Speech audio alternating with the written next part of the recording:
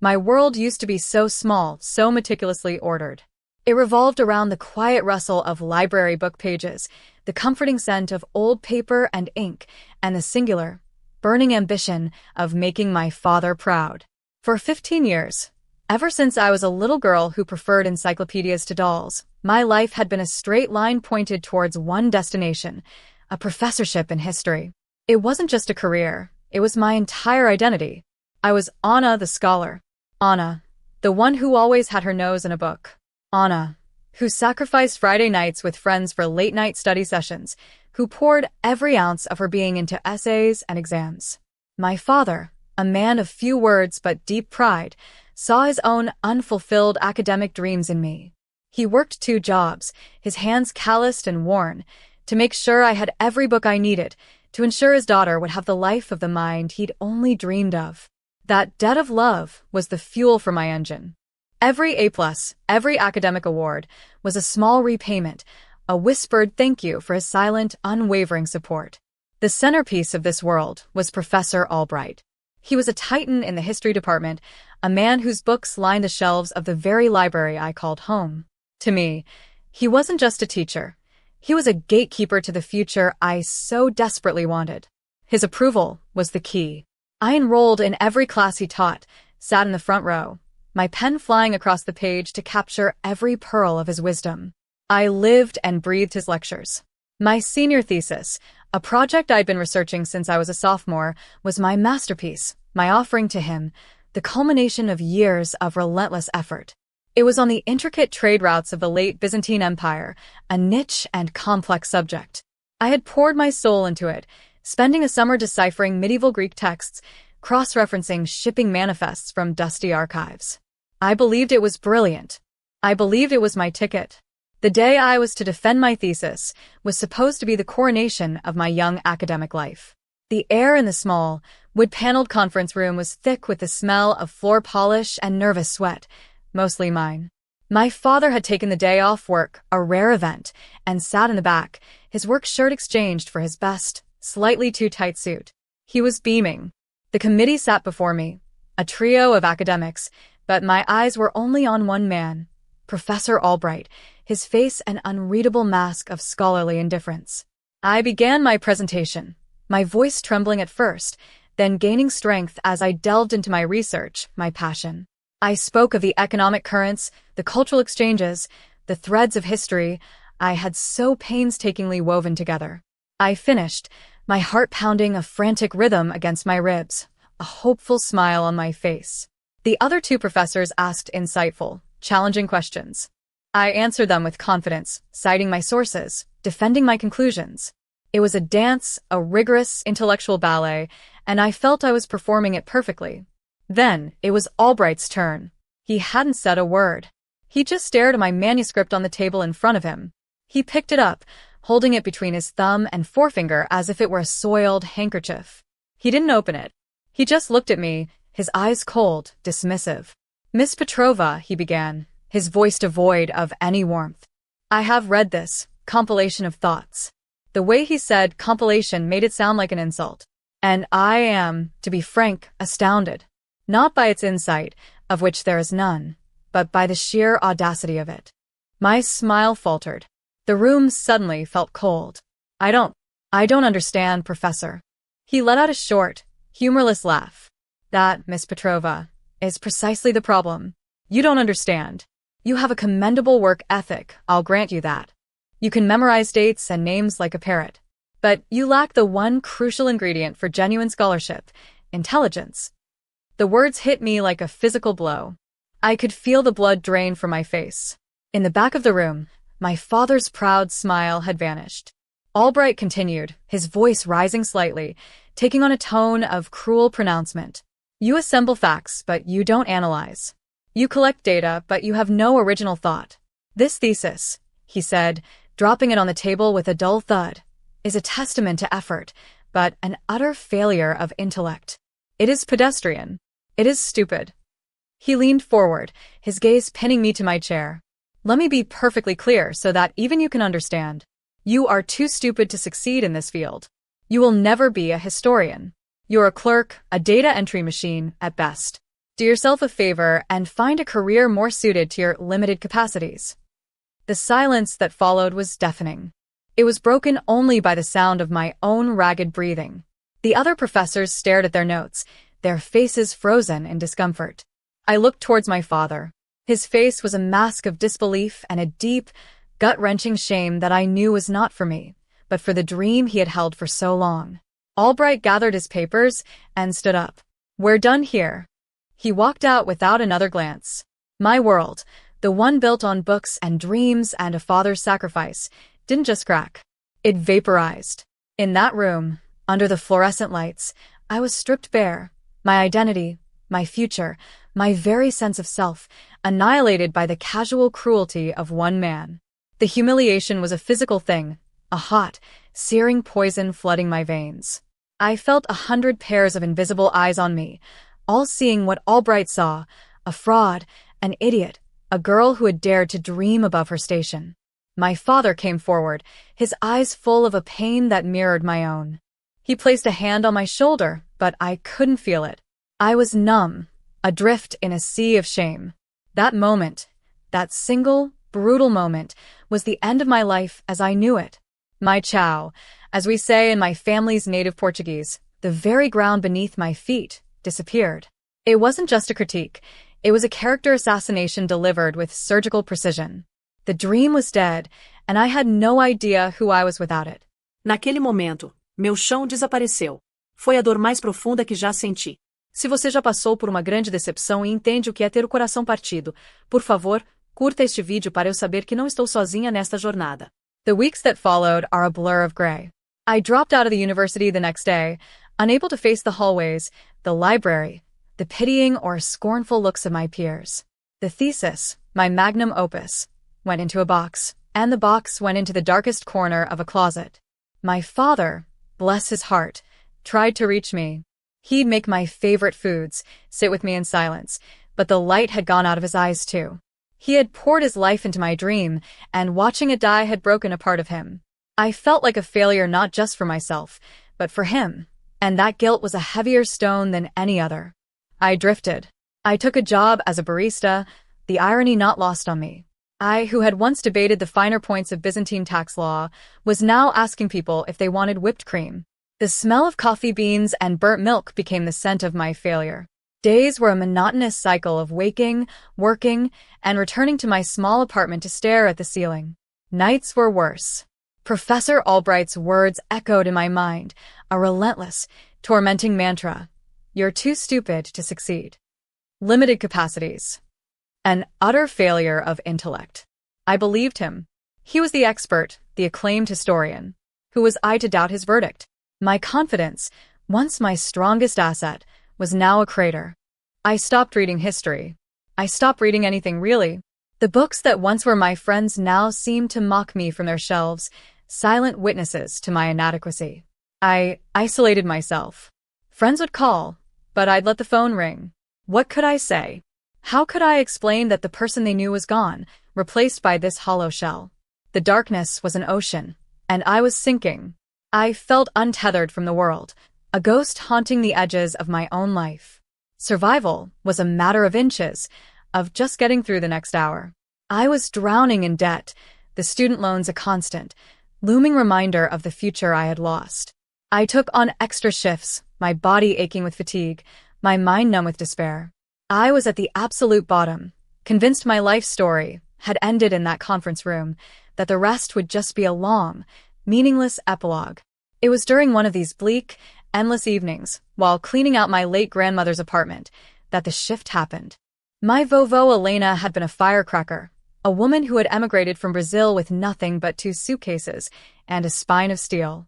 Her apartment was a time capsule, filled with old photographs, yellowed letters, and the faint scent of mothballs and lavender. I was listlessly packing her belongings into boxes, my movements mechanical, my mind a million miles away. In the back of her closet, tucked away in an old hat box, I found a small, leather-bound journal.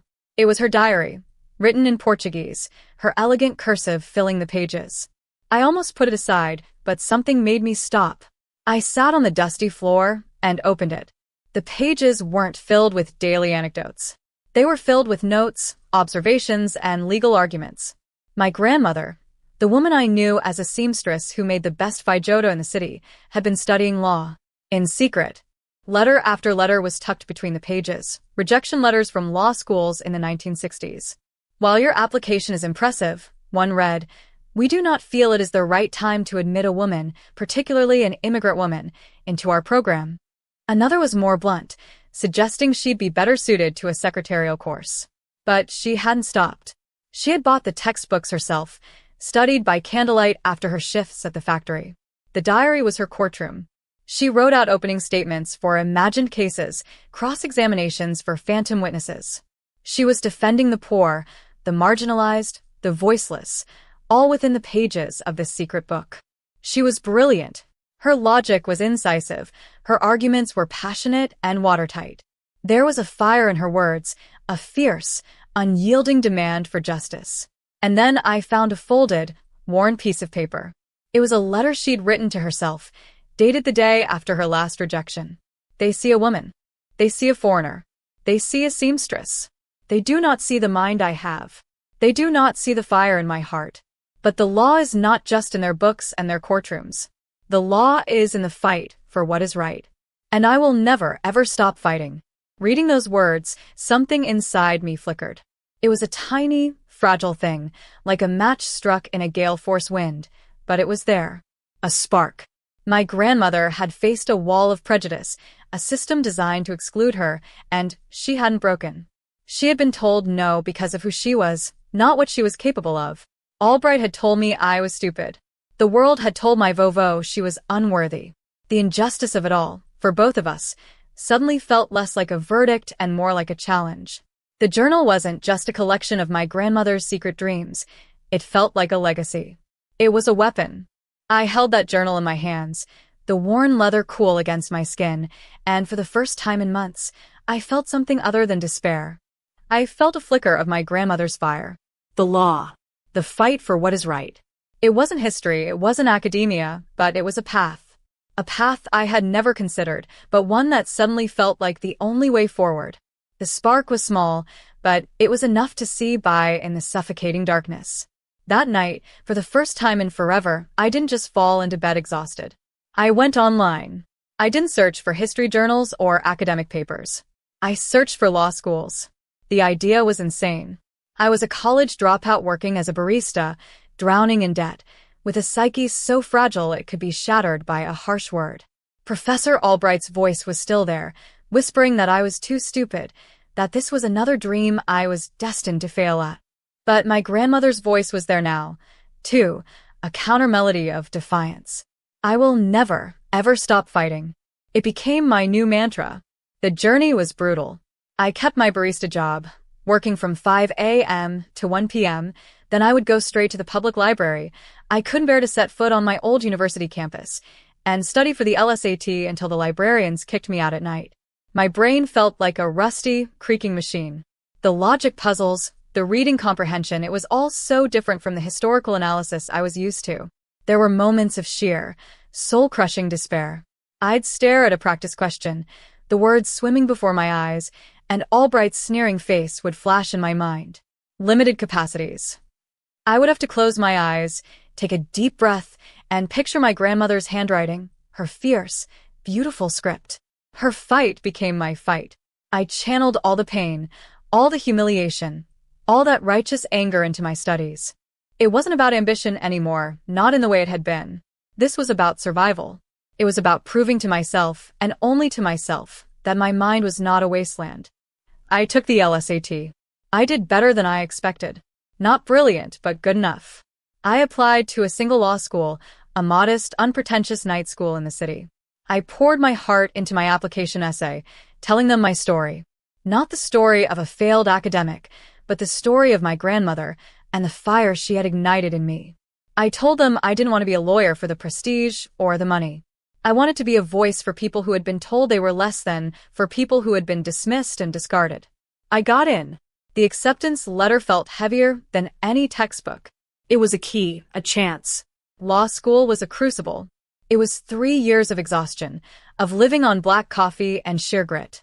I was older than most of my classmates, and I felt like an imposter every single day. The language of the law was arcane. The workload was relentless. But something had changed in me. The humiliation had forged a different kind of armor.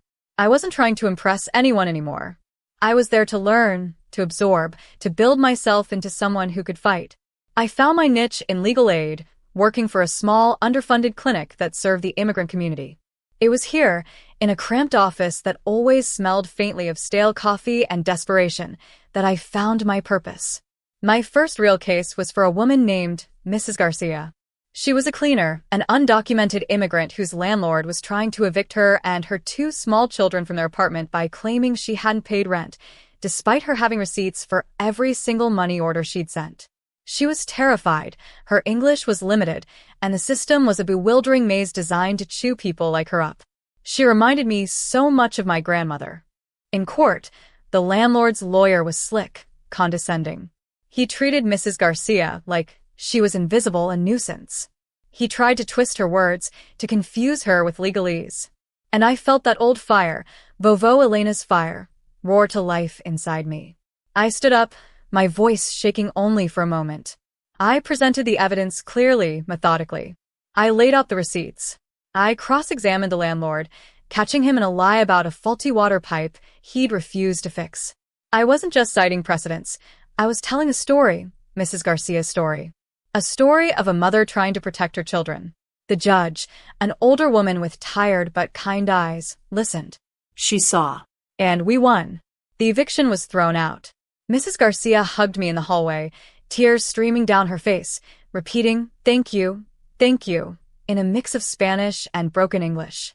In that moment, holding that trembling woman in my arms, I felt a sense of victory more profound than any A+ I had ever received. I hadn't just won a case. I had used my mind, my voice, to shield someone from injustice. My work wasn't just an assembly of facts anymore. It was a fortress for the vulnerable. News of the win, small as it was, spread through the community. More people started coming to the clinic, asking for me by name. I was no longer Anna, the failed historian. I was Anna, the lawyer, the fighter. The work was hard, the hours were long, and the pay was a joke, but my life finally had meaning again. I was building something new from the wreckage of my old life, brick by painful brick. It was a structure built not on the desire for approval, but on the foundation of justice. Foi ali, com as minhas próprias mãos, que comecei a reescrever a minha história. Deixei de ser a vítima e me tornei a autora do meu destino. Se a minha jornada de superação está te inspirando, inscreva-se no canal para acompanhar os próximos capítulos e fazer parte desta comunidade de recomeços. 10 years. A decade is a long time. It's long enough for wounds to scar over, for anger to cool into resolve, for a new life to feel like the only one you've ever known. In 10 years, I had gone from a disgraced student to a respected, if not wealthy, public interest lawyer. My little legal aid clinic had grown. We'd won grants, hired more staff, and become a known sanctuary for the city's disenfranchised. The ghost of Professor Albright still visited me sometimes, in the quiet hours of the night before a big trial, his voice a faint whisper of doubt. But now it was just that, a whisper. My own voice, forged in courtrooms and client interviews, was louder. The past was another country. I had no desire to ever visit it again. But the past, as it turns out, had other plans. I was in the middle of the biggest case of my career. We were representing a group of low-income tenants, mostly families and elderly people, in a mass eviction case against a massive, predatory real estate development corporation. They were trying to use a legal loophole to force everyone out of a rent-controlled building to build luxury condos. It was a classic David and Goliath fight. Our opponents had a team of high-priced lawyers from a corporate firm that occupied 3 floors of a downtown skyscraper. We had me, 2 overworked paralegals, and a mountain of paperwork threatening to take over our tiny office. The lead counsel for the corporation was a name I'd seen in the papers, a legal shark, known for his aggressive, scorched-earth tactics. I didn't know his name, and I didn't care. He was just the obstacle. The day of the final arguments arrived. The courtroom was packed. My clients, the tenants, sat behind me, their faces a mixture of anxiety and hope. I felt the weight of their trust on my shoulders. I took my place at the plaintiff's table. The corporate legal team swept in, a sea of expensive suits and leather briefcases. And then I saw him. Walking behind the lead counsel, carrying a box of files, was a young, nervous-looking junior associate. He looked familiar, but I couldn't place him. The lead counsel began his arguments, his voice booming, full of arrogant certainty. And then it was my turn. I stood up, looked at the judge, looked at my clients, and I began to speak. I told their stories. I painted a picture not of legal abstractions, but of human lives, of the grandmother who had lived in her apartment for 40 years, of the single mother working 2 jobs to keep a roof over her children's heads. I dismantled the corporation's legal arguments not with aggression, but with cold, hard logic, the same kind of meticulous, evidence-based reasoning I had once tried to apply to Byzantine trade routes. The judge was listening intently. I could feel the momentum in the room shifting. As I was wrapping up my closing statement, my eyes drifted over to the opposing counsel's table. The young associate was staring at me, his mouth slightly agape. And in that moment I saw it. The shape of his eyes, the line of his jaw. He was the spitting image of a younger Professor Albright. A cold dread, a feeling I hadn't experienced in years, washed over me. It couldn't be. The judge ruled in our favor. A temporary injunction was granted, halting the evictions. The courtroom erupted. My clients were hugging, crying, cheering. I felt a surge of elation and relief so powerful it almost buckled my knees. As I was gathering my papers, the young associate approached my table. "Miss Petrova," he said, his voice quiet. I braced myself. "Yes." He extended a hand. "I'm Daniel Albright. My father is Professor Albright." My blood ran cold. This was it. The confrontation I had never wanted. "I remember you," he said, his eyes full of a strange mix of awe and embarrassment.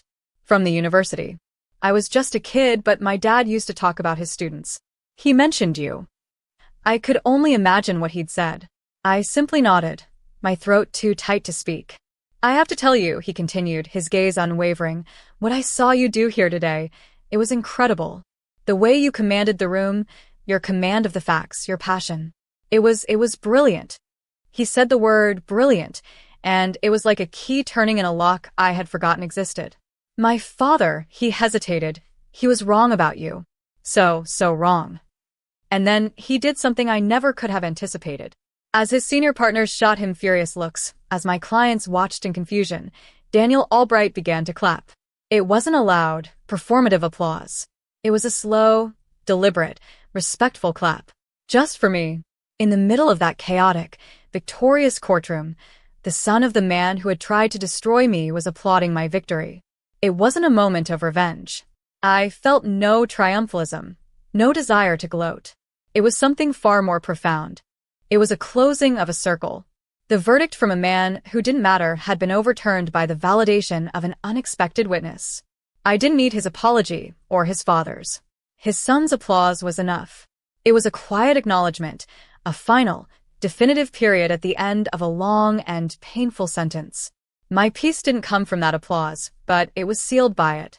My peace comes from the work I do every day. It comes from the faces of the people I help, from the knowledge that I turned the deepest wound of my life into my greatest strength. I took the accusation of being stupid and transformed myself into a student of the law, a wielder of logic, a voice for those who have none. Professor Albright thought he was writing the final chapter of my story, but all he did was force me to pick up the pen and write a better one myself. My legacy isn't in a dusty history book. It's in the lives I've touched, in the families who get to stay in their homes, in the small measure of justice I can bring to an unjust world. And that is a legacy I am proud of.